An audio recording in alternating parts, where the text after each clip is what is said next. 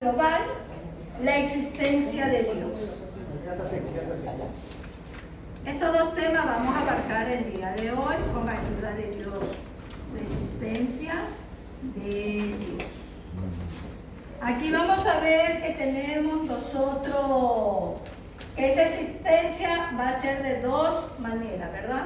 Una parte A, una parte B, pero esta parte B son los argumentos, ¿sí? Son varios argumentos, para que vayan viendo cómo está desglosado su texto. Lo que se conoce de Dios, dice en la página número 7.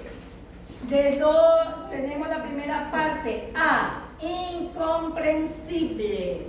Cuando a uno le dice incomprensible, ¿qué es lo que se le viene primero a la mente?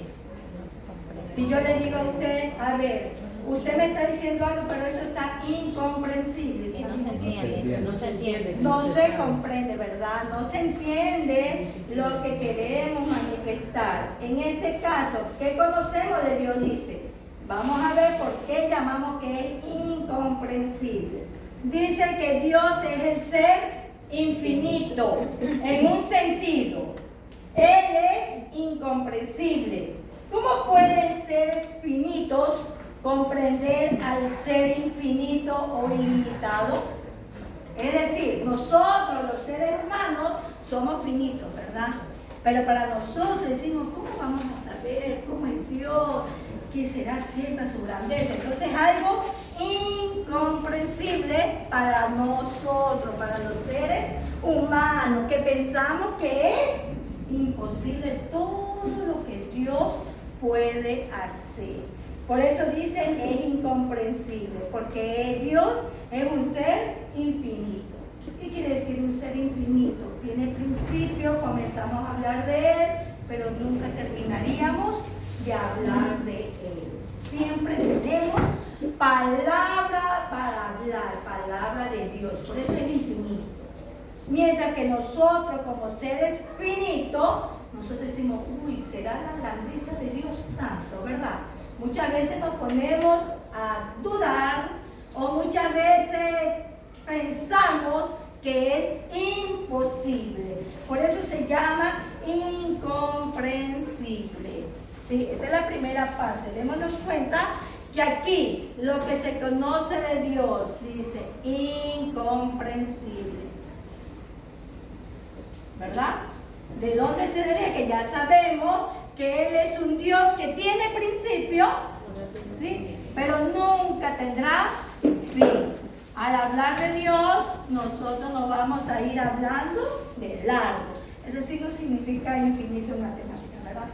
Bien, podemos irnos a hablar de Dios, todas sus maravillas, su fuerza, su grandeza, sus milagros, ¿verdad? Y en medio de tribulaciones que muchas veces nosotros pasamos prueba, también vemos su gloria, ¿verdad? En medio de todo eso.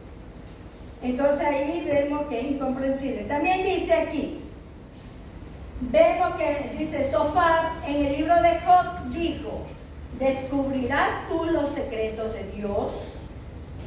¿Llegarás tú a la perfección del Todopoderoso? ¿Sí? Nos hace a nosotros, ¿verdad? Dice, ¿descubrirás tú los secretos de Dios? Dios revelará los secretos a quien Él elija. Porque a todos no se nos es revelado, ¿verdad? Pero a quien, dice uno, Dios elige en su infinita misericordia, a Él le revela. ¿Llegarás tú a la perfección del Todopoderoso? El único perfecto es Él, ¿verdad? Nosotros no lo podemos ser. Él es infinito. Nosotros somos limitados.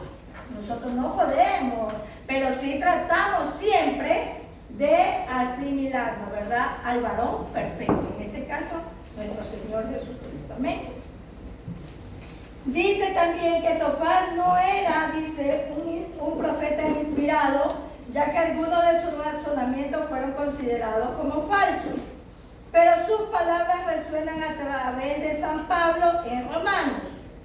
Y ustedes tienen la cita bíblica allí, ¿verdad? Romanos 11:33. ¿Amén? Yo dije que cuando nosotros tenemos el texto, vamos a ir avanzando y lo mayormente esencial es lo que lo vamos a plantear aquí. La palabra de Dios, yo dije Romanos, yo di un texto bíblico, ustedes lo anotan y le dan lectura en sus hogares para poder avanzar un poquito más, ¿verdad? En Romanos 11:33 y también tenemos los versículos de Isaías 40:18 al 25 y el Salmo 36:6. Allí nos vamos a dar cuenta por qué Dios se lo conoce como incomprensible. Buenas madres, venga, bendiciones. Mi hermana, esa que está afuera. Mi hermana. Vamos a ver la segunda parte que dice, pero conocible. Pero, ese pero siempre es como uno que dice alto. Se está diciendo algo, pero espérate, ¿sí o no? El pero nos da una pauta, ¿sí? Dice, pero conocible. Conocible, ¿verdad? Aquí nos vamos a dar cuenta lo que se conoce de Dios. Es incomprensible, habíamos dicho, porque tiene principio, pero jamás tiene fin. Podemos hablar de Dios siempre. Pero conocible, dice, lo que se conoce de Dios es conocible. ¿Cómo lo vamos a ver? Dice, por otro lado, la Escritura nos afirma que se puede conocer a Dios. Dios habiendo hablado muchas veces y de muchas maneras en otro tiempo a los padres, por los profetas, y en estos posteros días nos ha hablado por el Hijo. Aquí estamos viendo Antiguo Testamento, Nuevo Testamento, ¿verdad? En el Antiguo Testamento fue hablando Dios a través de los profetas. Él elegía a sus profetas y estos hablaban a su pueblo, a sus hijos. Pero en estos tiempos actuales que nosotros vivimos, por eso dice aquí, en estos postreros días nos ha hablado por el Hijo. El Nuevo Testamento ya no habla de nuestro Señor Jesucristo, ¿verdad? Que Él vino a cumplir un propósito ya designado por el Dios Todopoderoso. Entonces, desde el Antiguo Testamento hasta el Nuevo Testamento, nosotros lo conocemos a Dios, ¿verdad? Por eso dice, pero es conocido. Nosotros hablamos de Él. Es la esencia de lo que debemos de saber.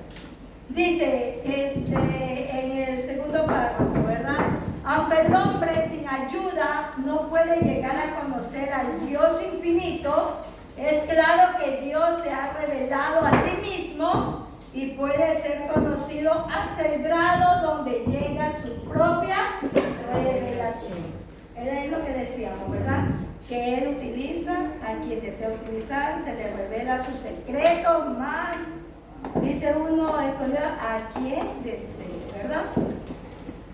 Dice, durante esta vida podemos y debemos conocer a Dios hasta el nivel necesario para la salvación.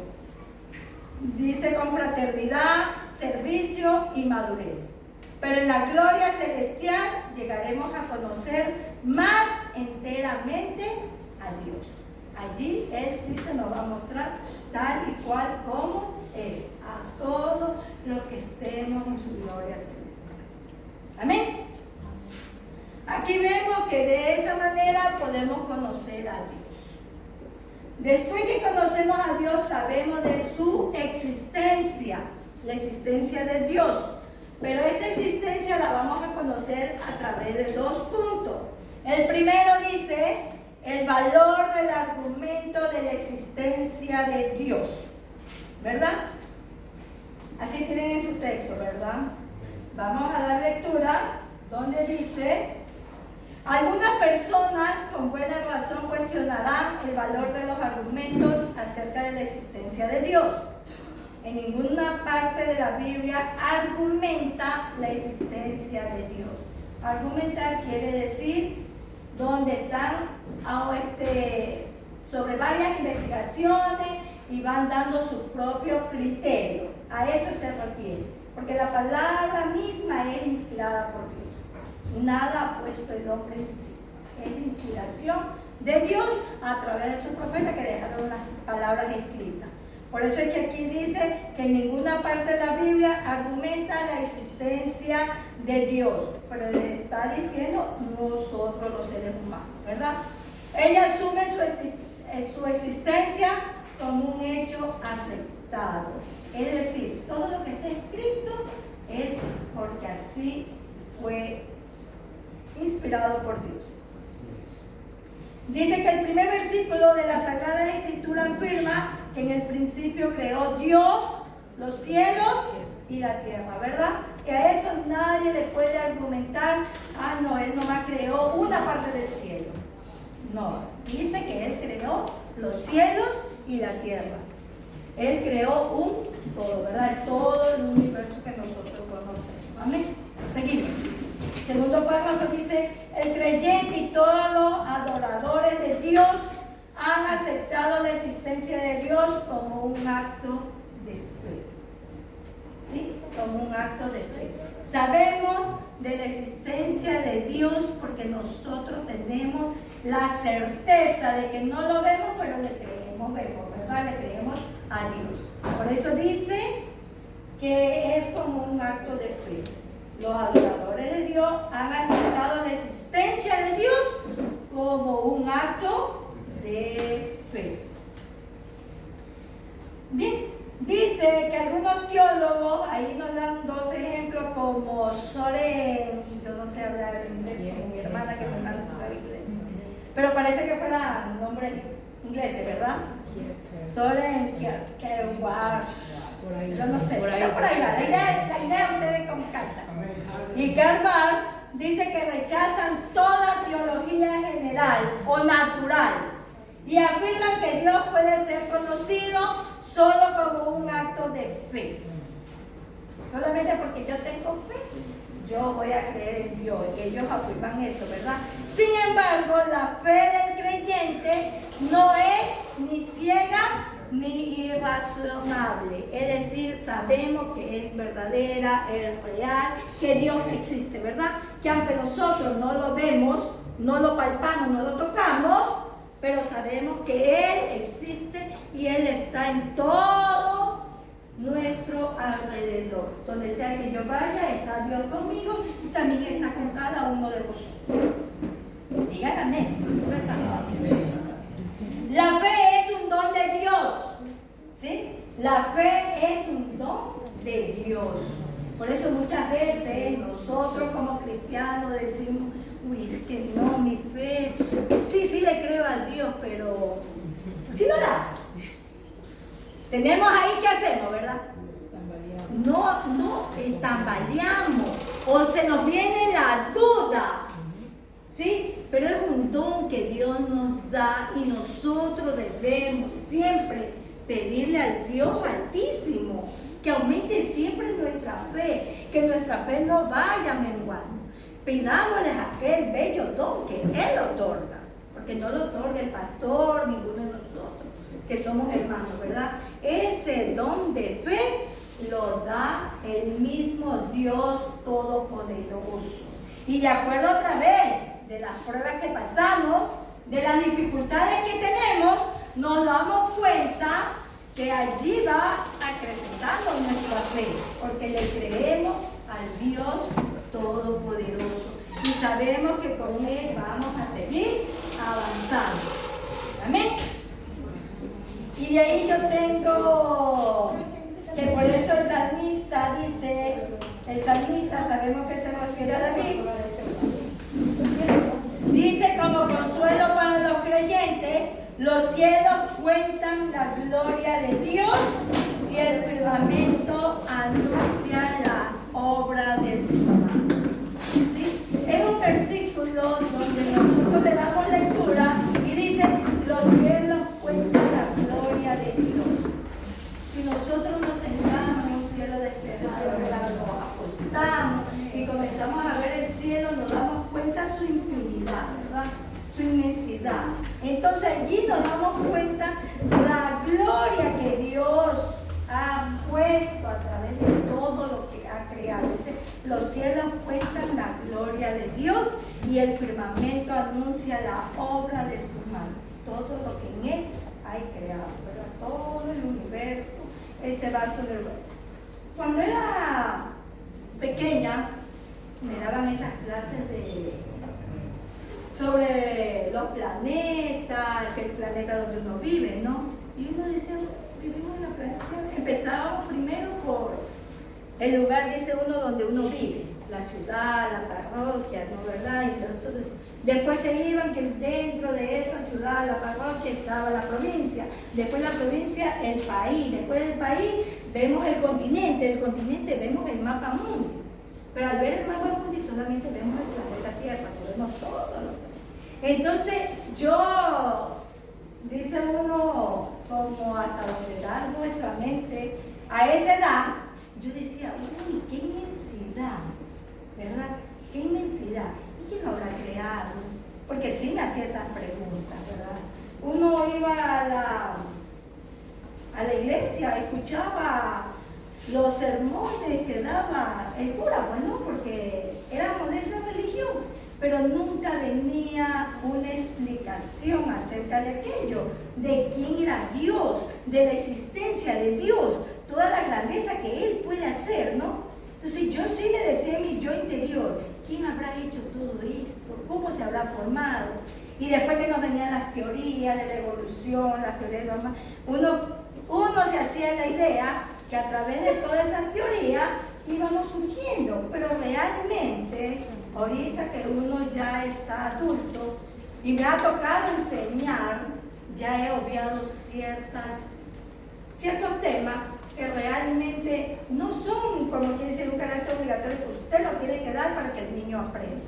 Usted le da de forma global, pero ya no les da la teoría, porque realmente eso es invento por el ser humano, por el hombre, porque él se ha creado según la historia, según el tiempo, el hombre ha querido siempre sobresalir.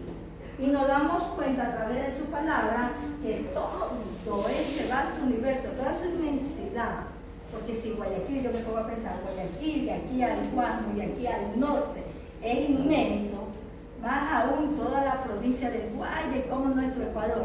Y nuestro Ecuador en el mapa mundi es así, es insignificante. Pero sin embargo, Guayaquil es inmensa, es grande. Entonces ya nos imaginamos todo un mundo y toda la galaxia, ¿verdad? Y eso lo puede hacer solamente un ser que lo creó todo. Dios. Esto no fue creado ni por teorías, ni porque el hombre se lo inventó. Realmente es la existencia de un Dios todopoderoso, ¿verdad? Dice que por medio de esto se puede ver que la Biblia sostiene la validez de una teología natural. Aquí se abarca todo lo que está creado en la naturaleza. Amén. Es lo más esencial que estoy dando lectura para que ustedes también pueden ir subrayando en su texto para que de allí se les haga más fácil o más resumido lo que vayan a leer de cuentas. Esto es en cuanto al valor, dice, el valor del argumento de la existencia de Dios. Pero también tenemos el otro punto, el B, dice los argumentos de la existencia de Dios. Aquí vamos a ver que entre estos argumentos tenemos 5. ¿Sí? Tenemos 5. Tenemos el argumento que parte del razonamiento, ¿sí? Es el primero, ¿verdad? Acá era valor del argumento, valor del argumento, ya. En cambio acá son los argumentos de la existencia de Dios. Los argumentos. Vamos a ver que tenemos aquí 5, dije. El primero, que parte de dónde? El argumento parte del razonamiento.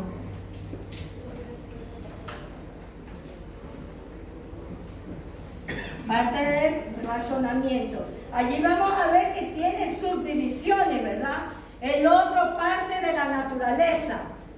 El argumento parte de la naturaleza. El otro parte dice de la historia. Parte de la historia. El otro parte del alma humana. Del alma humana. Y el último dice que parte de la escritura, ¿sí? De la escritura, que es la palabra de Dios. Estos dos puntos hablan de la existencia de Dios, el valor del argumento y los argumentos. Los argumentos son del razonamiento, de la naturaleza, de la historia, del alma humana y de la escritura. Vamos a ver el desglose de cada uno de ellos en resumen. Amén. Rapidito porque hasta aquí nos vamos a quedar el día de hoy. Bien, ya vimos el primero, ¿verdad? Sobre el valor del argumento de la existencia de Dios. Vamos a ver otros argumentos de la existencia de Dios. Cuando hablamos, dice, del argumento del razonamiento. La primera fase del argumento que parte del razonamiento es de la causa y efecto. ¿Sí? Todo tiene un porqué. ¿Sí saben? Nosotros cuando decimos, esas son las consecuencias que tienes que pagar, ¿por qué? Hubo una causa, ¿verdad? Entonces hay una causa y un efecto. ¿De dónde se deriva un porqué nos pasa esta cosa? Hay una causa y efecto. Esa es la primera, dice uno, según el argumento, que parte de un razonamiento, ¿verdad? Según la causa y el efecto. Pero según la causa y efecto, tiene una subdivisión. Esta de aquí, ya sabemos del razonamiento, tiene causa y efecto, ¿verdad? Pero esta a su vez tiene tres motivos por los cuales se suceden o proceden. Dice, existen eternamente. Dice, no es probable que el universo haya existido eternamente porque toda evidencia indica que el universo se está gastando. ¿Sí? Actualmente sabemos todo lo que nos va afectando, ¿verdad? En la naturaleza, sabemos que la capa de ozono se está deteriorando, todo eso está pasando. Entonces, por eso dice aquí, existen eternamente. No es probable que el universo haya existido eternamente, porque toda evidencia indica que el universo se está gastando. De acuerdo con la segunda ley de termodinámica, el Sol y las estrellas están perdiendo energía en considerable proporción. Allí vamos a ver una causa y un efecto. ¿Debido a qué se debe este deterioro y qué es lo que va a ocasionar? El segundo dice, surgieron de la nada. El decir que la materia y el movimiento surgieron de la nada es una contradicción. De la nada, nada viene. ¿No es verdad? De la nada, nada viene. Siempre tuvo que haber una causa para que surja un efecto. Y el tercer punto dice, fueron causados. La explicación más razonable es que materia y movimiento fueron creados por en un punto del tiempo. ¿Sí? Tanto la materia como el movimiento fueron creados en un punto del tiempo. Realmente fueron creados. Por eso hay causa y efecto. Dice que la mayoría de los científicos actualmente datan al universo variadamente entre 5 y 20 billones de años de antigüedad. Algunos proponen como principio una serie de emersiones o un creador impersonal, pero considerando la existencia de inteligencia y la gran complejidad de la creación. Es muy probable que el universo sea la obra de un creador inteligente, como expone la Biblia. no es probable que una fuente suba más alto que su propio manantial, ni que seres racionales surjan de una fuente irracional. Dice que otra fase del argumento que parte del razonamiento es que el hombre tiene un conocimiento innato de Dios. ¿Sí? El conocimiento mismo lo tenemos de parte de nuestro Dios. Todos somos seres inteligentes. Todos podemos tener aquel conocimiento, porque Dios nos creó a su imagen y semejanza. De allí se deriva todo esto, ¿verdad? De acuerdo a su semejanza. Causa y efecto. Pero acá salen unos más, como decía, lo dice su palabra, ¿verdad? Unos son apóstoles, otros son pastores, ¿sí? Es de acuerdo a lo que Dios nos quiere dar a cada uno de nosotros. Amén. Y ya vemos que el argumento, parte del razonamiento, se deriva por causa y efecto, y este puede ser, por decir, que existen eternamente, surgieron de la nada y fueron causados. Ya sabemos y recordamos que nada fue hecho de la nada, como decía el texto, ¿verdad?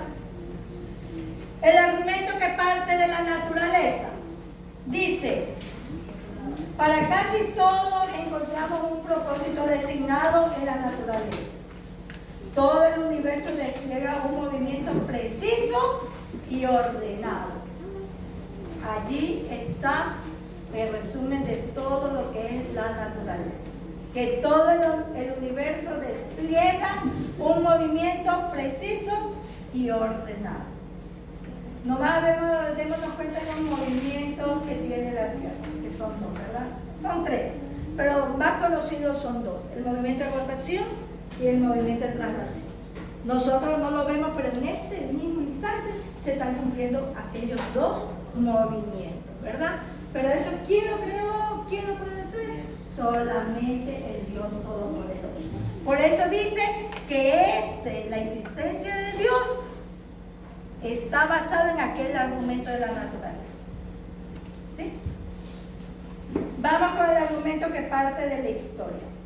Dice que el argumento que parte de la historia descansa sobre el fundamento de la divina providencia.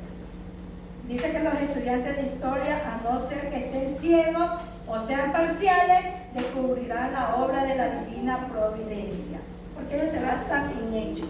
Ellos dicen que quieren ver para poder creer. Ellos no creen que todo lo que nos rodea fue creado por Dios. Pero en el segundo párrafo dice: esto no significa que un propósito sabio es visible en todos los eventos. Se debe tomar en cuenta que el hombre es pecaminoso y rebelde, y hasta cierto punto un agente moral y libre. Dios no causa cada evento individual, pero está en control del fluir de los eventos, llevando a cabo sus propósitos. Él cumple las profecías inspiradas que están registradas en su palabra. De allí que nosotros podemos decir que Él nos da libre albedrío, ¿verdad? Nosotros somos los que decidimos. Bien. Ahora vamos a ver, bueno, una frase más que también la tengo como fundamental de este argumento de la historia. Dice: si uno estudia la Biblia junto con la historia, discernirá un modelo divino enfocado sobre Cristo Jesús, el Hijo de Dios. Allí vamos a relacionar la historia cuando también vino nuestro Dios a este mundo, ¿verdad?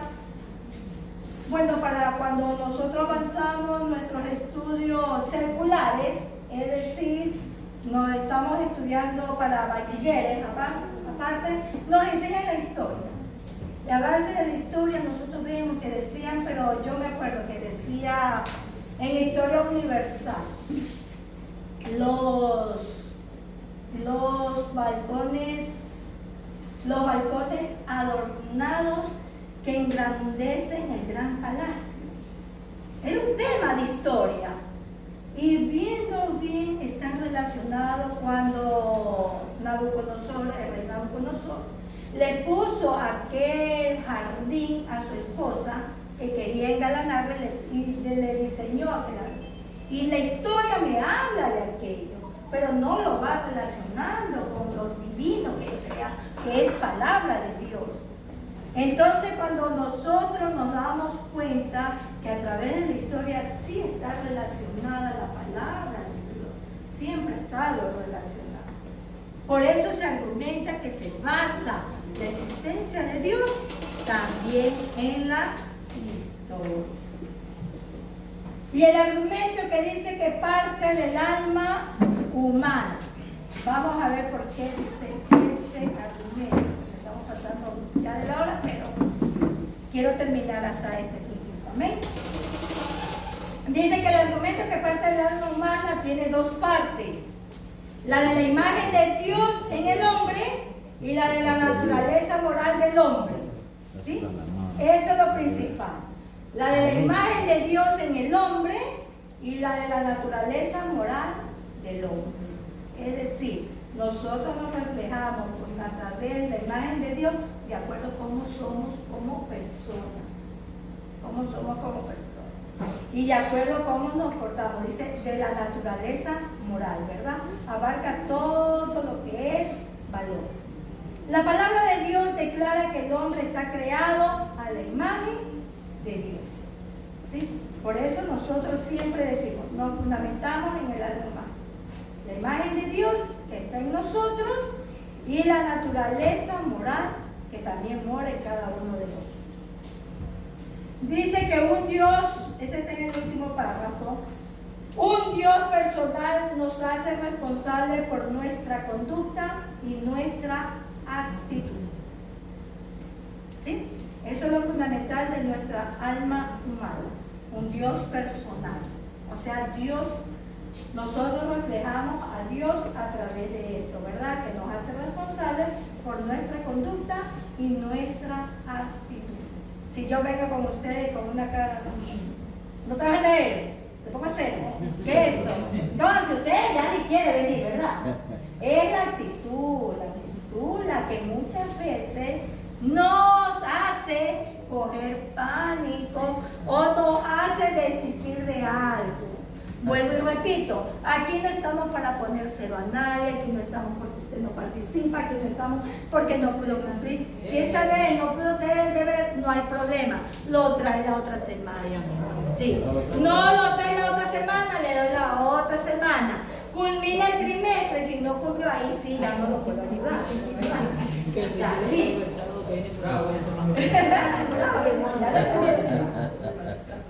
Y el último que no falta, que parte de la escritura, dice que el argumento que parte de la escritura descansa sobre sus declaraciones y sobre su exactitud. La Biblia declara ser la palabra inspirada por Dios. Es decir, que esta Biblia nos habla de la existencia de Dios. Y allí lo dice, ¿verdad? En el libro de 1 de Timoteo, ¿verdad? 2 de Timoteo 3:16 dice que toda la palabra fue inspirada por Dios. Toda la palabra. Simplemente utilizó a los profetas mayores o menores para que puedan ellos dejarla asentada para que nosotros podamos ahora utilizar. Hasta aquí nos vamos a quedar, mis hermanos, y hemos hablado de lo que conocemos de Dios y de la existencia de Dios. Amén. Para la otra semana vamos a hablar de la naturaleza de Dios. Eso continúa en la página 12 y vamos a avanzar hasta la página 14. Es decir, ustedes en casa van a dar lectura desde la naturaleza de Dios, que tenemos allí A, B, C y D.